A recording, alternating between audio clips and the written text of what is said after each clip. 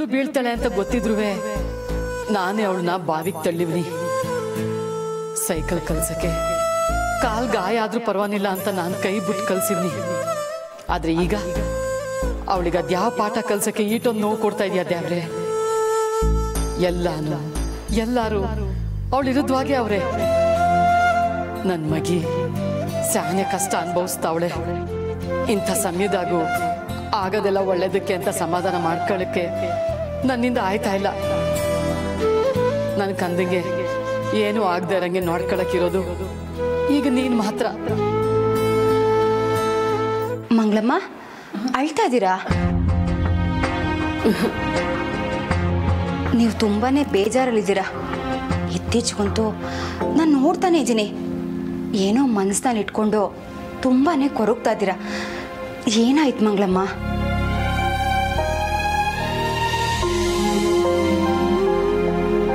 ಇವನು ಇಲ್ಲ ಕಣ್ರವ, ನನ್ ಮಗೆ ಗೆಪ್ತಿ ಆಯ್ತು ಆಟಯ.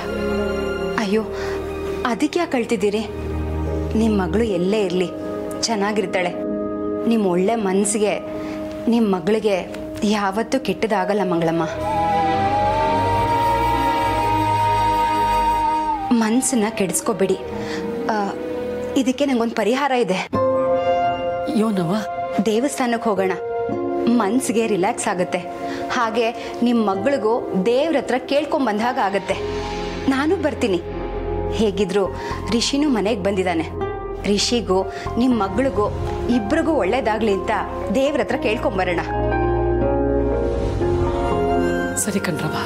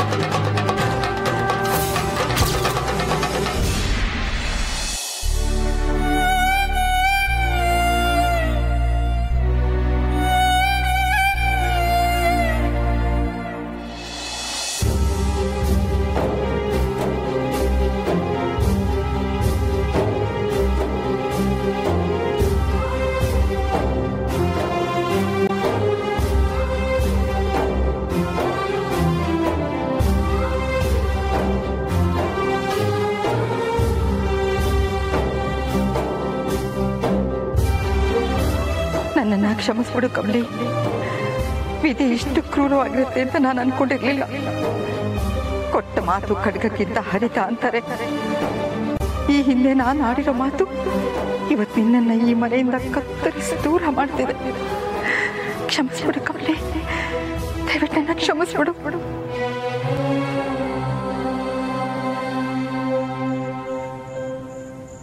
ಒಂದೇ ಕಲ್ಲಲ್ಲಿ ಅದೆಷ್ಟೋ ಹಣ್ಣುಗಳು, ಲೆಕ್ಕನೇ ಇಲ್ಲ. ನಾನ್ ಮಾಡಿದ ತಪ್ಪುಗಳೆಲ್ಲ ಮುಚ್ಚೋಯ್ತು. ಋಷಿ ಹೊರಗಡೆ ಬಂದಾಯ್ತು. ತಾರಾ ಆಂಟಿಗೆ ನನ್ನ ಮೇಲೆ ಒಳ್ಳೆ ಒಪಿನಿಯನ್ ಶುರು ಆಗೋಯ್ತು. ಎಲ್ಲದಕ್ಕಿಂತ ಮುಖ್ಯವಾಗಿ ಇದೇ ಮನೆಯಲ್ಲಿ ಟಿಕಾಣಿ ಊರೋಣ ಅಂತ ಬಂದಿದ್ದ ನಿನ್ನ ಮನೆಯಿಂದ ಓಡ್ಸಾಯ್ತು. ಅಷ್ಟೇ ಅಲ್ಲ, ನಿನ್ನ ಹಾಸ್ಟೆಲಿಂದಾನು ಹೊರಗಾಕೋಕೆ ತಯಾರಿ ಮಾಡಾಯ್ತು. ವಾವ್ ವಾವ್, ಇದೆಲ್ಲದಕ್ಕೂ ನನಗೆ ನಾನೇ ಟ್ರೀಟ್ ಮಾಡಿಸ್ಕೊಂಡ್ರು 1 ತಿಂಗಳು ಪಾರ್ಟಿ ಮಾಡ್ಬೋದು.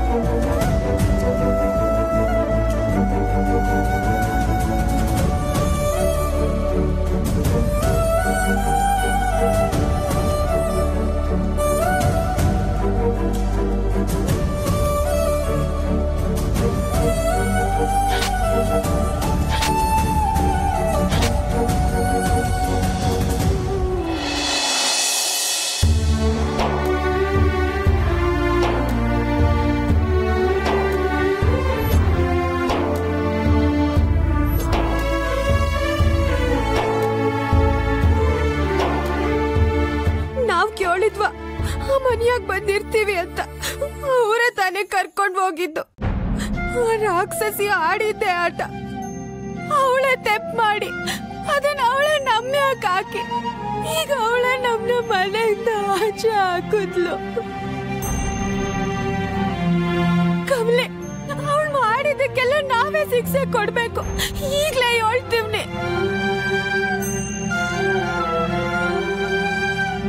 ನಿಂಗೆ ಅವಳೆ ನಮ್ ಜೊತೆಗೆ ಒಳ್ಳೆಯವಳಾಗಿದ್ದು ನಮ್ ಫ್ರೆಂಡ್ ಆಗಿ ದೋಸ್ತಿ ಹೆಸರಾಗೆ ದ್ರೋಹ ಮಾಡಿದ್ರೆ ನಾವ್ ನೊಂದ್ಕೋಬೇಕಿತ್ತು. ಅವಳು ಮೊದ್ಲಿಂದನೂ ಹಂಗೇನಯ್ಯ ನಿಂಗೆ. ಆದ್ರೆ ಮೊದ್ಲಿಂದ ಅವಳು ತೊಂದ್ರೆ ಕೊಡ್ತಿರೋದ್ ನಮಗ್ ಮಾತ್ರ ತಾನೆ. ನಾವ್ ಅವಳಿಗೆ ಏನಾನ ಮಾಡ್ಲೇಬೇಕು ಕಮ್ಲಿ. ನಿಂಗೆ ಅವಳು ಬದ್ಲಾಗಕ್ಕಿಲ್ಲ ಕಣಮ್ಮಿ. ಅವಳೆ ನನ್ನ ತಿತ್ಕತಾಳೆ ಅಂತ ಅನ್ಕಂಡ್ರೆ ಅದು ನಮ್ ದಡ್ತನ. ಒಂದ್ ಪಕ್ಷ ಅವಳು ತಿತ್ಕೊಳಕ್ ಹೋದ್ರುವೆ ಅವ್ರಮ್ಮ ಅದನ್ನ ಬಿಡಕ್ಕಿಲ್ಲ. ಅವಳು ಹಿಂಗಾಗಕ್ಕೆ ಅವರೇ ಕಾರಣ. ಬಿಡು ನಿಂಗೆ, ಅವ್ರು ಮಾಡಿದಕ್ಕೆ ಅವರೇ ಅನುಭವಿಸ್ತಾರೆ. ಆದ್ರೆ ನನ್ಗೆ ಯೋಚನೆ ಆಗ್ತಿರೋದು ಅನ್ನಪೂರ್ಣಮ್ಮಜ್ಜಿ ಬಗ್ಗೆ. ಅವ್ರು ಏನು ಮಾಡಕ್ಕಾಗದೆ ಸುಮ್ನೆ ನಿಂತ್ಕೊಂಡಿದ್ರಲ್ಲ. ನಾವ್ ಮನೆಯಿಂದ ಬಂದಿರೋದಕ್ಕೆ ಅವ್ರು ಸ್ಯಾನೆ ನೊಂದ್ಕೊಂಡಿರ್ತಾರೆ. ನಾವ್ ಈ ದಿನ ಅವ್ರ ಮನೆಯಾಗಿರೋದಕ್ಕೆ ಜಾಗ ಕೊಟ್ಟಿದ್ದಕ್ಕೆ ಸಾಯ ಗಂಟ ಋಣಿ ಆಗಿರ್ಬೇಕು ನಿಂಗೆ.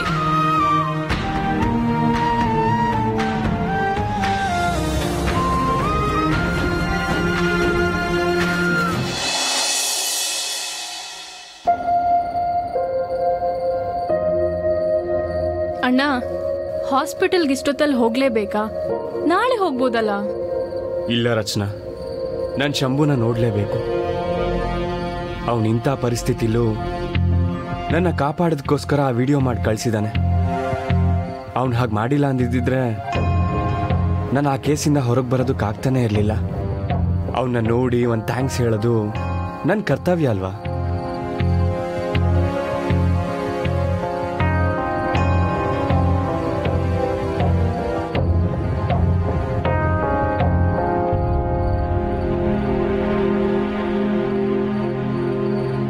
ಅಣ್ಣ, 1 ನಿಮಿಷ ಕಾರ್ ನಿಲ್ಸು.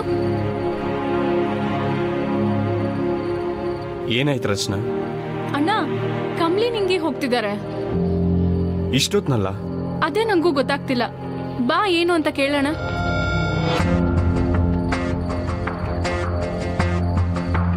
ಅಣ್ಣ ಬಾ, ಹೋಗೋಣ. ಇಲ್ಲ, ಬೇಕಿದ್ರೆ ನೀನು ಹೋಗಿ ಮಾತಾಡ್ಸ್ಕೊಂಬ.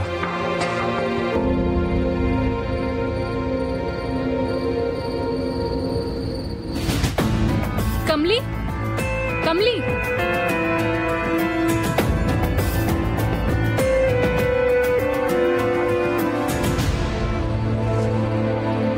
ರಚನಾ, ಈಟೊತ್ನಲ್ಲಿ ನೀನೇನಿಲ್ಲಿ? ಅದನ್ನೇ ನಾನು ಕೇಳಕ್ ಬಂದೆ. ನೀವಿಬ್ರು ಇಷ್ಟೊತ್ತಲ್ಲಿ ಏನ್ ಮಾಡ್ತಿದ್ದೀರಾ ಅಂತ. ನಾನು ಅಣ್ಣ ಕಾರಲ್ಲಿ ಹೋಗ್ತಿದ್ದಾಗ ನೀವಿಬ್ರು ಕಾಣಿಸಿದ್ರಿ. ಅಣ್ಣ ಕಾರಲ್ಲೇ ಇದ್ದಾನೆ. ನೀವಿಬ್ರು ಎಲ್ಲಿಗೆ ಹೋಗ್ತಿದ್ದೀರಾ? ಡ್ರಾಪ್ ಮಾಡ್ಬೇಕಾ? ಇಲ್ಲ ಇಲ್ಲ, ನಾವ್ ಹಿಂಗೆ ಒಂದ್ ಪುಸ್ತಕ ತಗೋಬೇಕಿತ್ತು, ಅದಕ್ಕೆ ಹೋಯ್ತಿದ್ವಿ.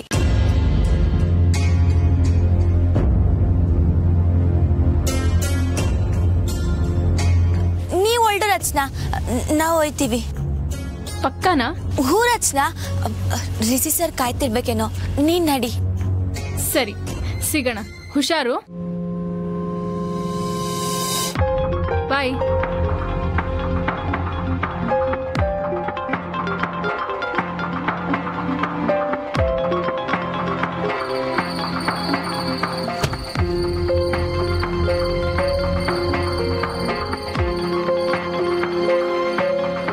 ಯಾರ್ದವನು ಏನು ಹೇಳ್ಬಾರ್ದು ಅಂತ ನೀನೇ ಅನ್ಕೊಂಡ್ಬಿಟ್ಟಿದ್ಯಾ ಅಲ್ವಾ? ಆನೀಗ ನಂಗೆ ಬಿಟ್ಬಿಡ್ಬೇಕು ಅಂತ ನೀನ್ ತೀರ್ಮಾನ ಮಾಡ್ಬಿಟ್ಟಿದ್ಯಾ ಅಲ್ವಾ?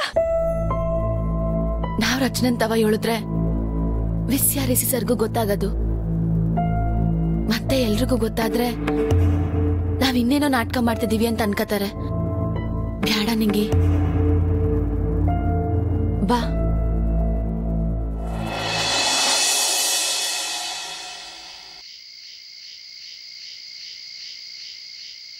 ಅಣ್ಣ, ಇದೇನಣ್ಣ ಹೊಸದಾಗಿ?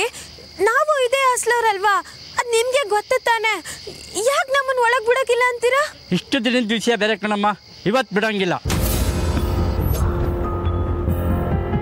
ಯಾಕಣ್ಣ ಹಾಸ್ಟೆಲ್ ಟೈಮ್ನ ನಾವಿನ್ನ ಮೀರಿಲ್ವಲ್ಲ, ಇನ್ನ ಸಮಯ ಐತೆ, ಒಳಗ್ ಬಿಡಣ್ಣ. ಇಲ್ಲಮ್ಮ, ನಿಮ್ಮಿಬ್ಬರನ್ನು ಬಿಡಂಗಿಲ್ಲ. ಸಾರಿ ಮೇಡಮ್, ಸರಿಯಾದ ಸಮಯಕ್ಕೆ ಬಂದ್ರಿ ನೋಡಿ. ವಾಚ್ಮ್ಯಾನ್ ಅನ್ನ ನಮ್ಮನ್ನ ಒಳಕ್ಕೆ ಬಿಡಲ್ಲ ಅಂತವ್ರೆ. ಯಾಕೆ ಮೇಡಮ್, ಏನಾಯ್ತು? ಯಾಕೆ ನಮ್ಮನ್ನ ಒಳಗೆ ಬಿಡಬಾರ್ದು ಅಂತವ್ರೆ? ಇದು ಅವ್ರು ಹೇಳ್ತಿರೋದಲ್ಲ ಅಮ್ಮ, ಅವ್ರಿಗೆ ಆ ಥರ ನಡ್ಕೊಳಕ್ಕೆ ಹೇಳಿದ್ದಾರೆ, ಅದಕ್ಕೆ ಹಾಗೆ ಮಾಡ್ತಾ ಇದ್ದಾರೆ. ನಮ್ಮನ್ನ ಒಳಗ್ ಬಿಡಬಾರ್ದು ಅಂತ ಹೇಳಿರೋರು ಯಾರು? ಅನ್ನಪೂರ್ಣ ಮೇಡಮ್.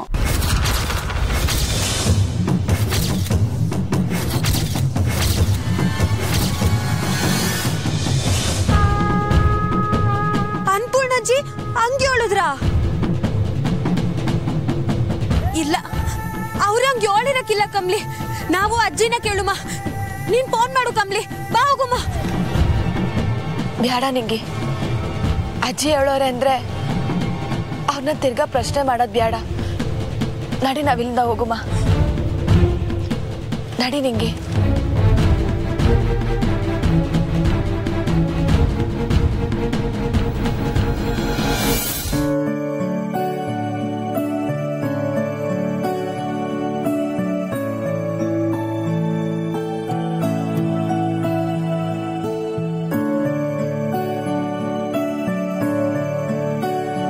ಮನ್ಸಾರ ಬೇಡ್ಕೊಳ್ಳಿ ಮಂಗಳಮ್ಮ, ಎಲ್ಲ ಒಳ್ಳೇದಾಗತ್ತೆ.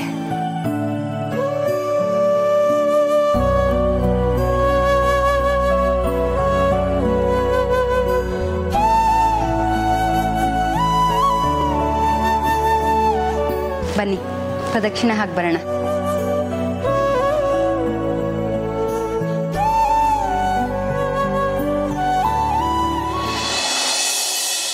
ವಿಧಿಗೂ ಧರ್ಮಕ್ಕೂ ನಡೆಯೋ ಯುದ್ಧದಾಗೆ ವಿಧಿನೇ ಗೆಲ್ಲುತ್ತಲ್ಲ ಸಂಭು. ಕೆಟ್ಟವ್ರ ಮಾತ್ಗಿಂತ ಒಳ್ಳೆಯವ್ರ ಮೌನನೇ ತೆಪ್ಪು ಅಂತ ಹೇಳ್ತಾರೆ. ಆ ವಿಧಿ ನಿನ್ನ ಮೌನಿಯಾಗಿ ಮಾಡ್ಬಿಟ್ಟೈತಲ್ಲ ಸಂಭು.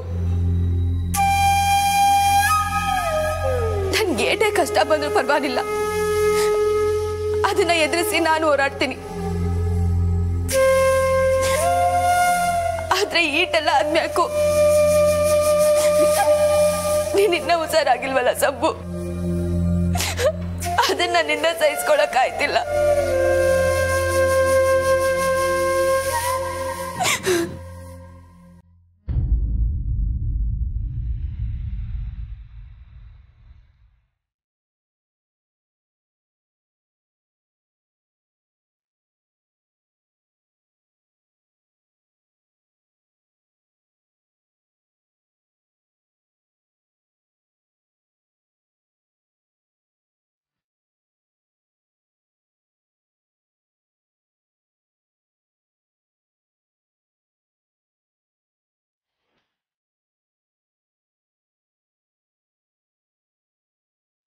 ಸಂಭು, ಇವತ್ ಕೋರ್ಟಲ್ಲಿ ಏನಾಯ್ತು ಅಂತ ನೀನ್ ತಿಳ್ಕೊಳ್ಳಬೇಕು ಸಂಭು.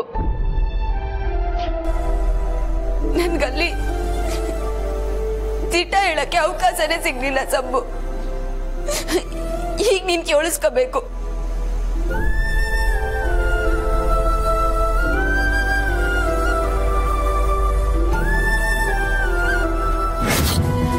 ಸರ್ದೇನು ತೆಪ್ಪಿಲ್ಲ.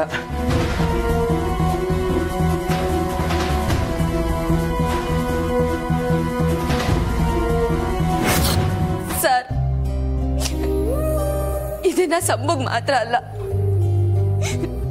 ನಿಮ್ಗೂ ಹೇಳ್ಬೇಕು ಅಂತಲೇ ಹೇಳ್ತೀವಿ.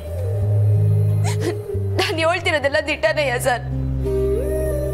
ಇದನ್ನೆಲ್ಲ ಮಾಡಿದ್ದು ಅನಿಕನೆಯ. ನಾನ್ ನಿಮ್ ಯಾಕೆ ಮೊದಲು ಆರೋಪ ಹೊರಿಸಿ ಸ್ಯಾನೆ ದೊಡ್ಡ ತಪ್ಪು ಮಾಡ್ಬಿಟ್ಟೆ. ನನ್ನನ್ನ ಕ್ಷಮಿಸ್ಬಿಡಿ ಸರ್. ನನ್ನ ಕ್ಷಮಿಸ್ತೀರಾ ಅಲ್ವಾ ಸರ್?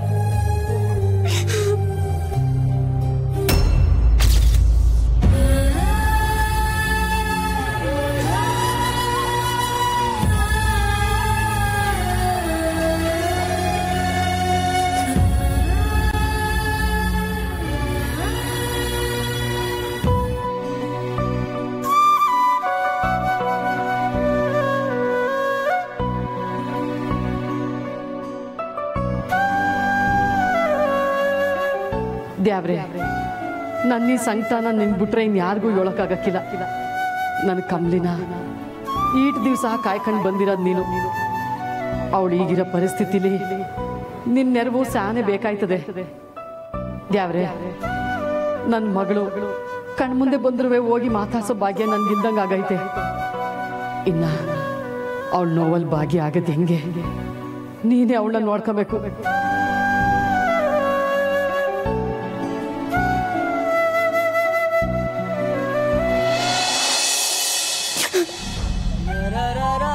ಸಬ್ಬು ಅವ್ರು ನನ್ನ ಮಾತನ್ನ ಕೇಳೋಕ್ಕೂ ಇಷ್ಟ ಇಲ್ಲದೆ ಹೊಂಟೋದ್ರಲ್ಲ ಸಬ್ಬು. ಹೌದು, ಅವ್ರು ನನ್ನ ಮ್ಯಾಕೆ ಕೋಪ ಮಾಡ್ಕೊಂಡಿರೋದಲ್ಲಿ ತಪ್ಪಿಲ್ಲ. ಯಾಕಂದ್ರೆ ನಾನು ಅವ್ರ ಮ್ಯಾಕೆ ಸ್ಯಾನೆ ಕೋಪದಿಂದ ನಡ್ಕೊಂಡಿವ್ರಿ. ಅವ್ರು ಅವಾಗ ನನ್ನ ದಿಟ್ಟ ಹೇಳ್ಬೇಕು ಅಂತ ನಾನು ಹಿಂದೆ ಬಂದಾಗ ನಾನು ಅಸಡ್ಡೆಯಾಗಿ ನಡ್ಕೊಂಡೆ, ಅವ್ರಿಗೆ ಅವಮಾನ ಮಾಡಿದೆ. ನಿನ್ನ ಕೊಲ್ಲೋ ಪ್ರಯತ್ನ ಮಾಡಿದ್ದ ಅವ್ರೆ ಅನ್ಕೊಂಡು ಕುರುಡಾಗಿ ನಂಬ್ಕೊಂಡ್ಬಿಟ್ಟಿದ್ದೆ ಸಂಭು. ಈಗ ಅದೇ ಕೋಪದಾಗೆ ರಿಷಿ ಸರ್ ನನ್ನ ಮಾತು ಕೇಳ್ತಿಲ್ಲ. ಮಾತಿದ್ದು ಮೌನಿ ಆಗ್ಬೇಕಾಗೈತಲ್ಲ ಸಂಭು. ರಿಷಿ ಸರ್ಗೆ ಹೆಂಗೆ ಹೇಳಿ ನಾನು?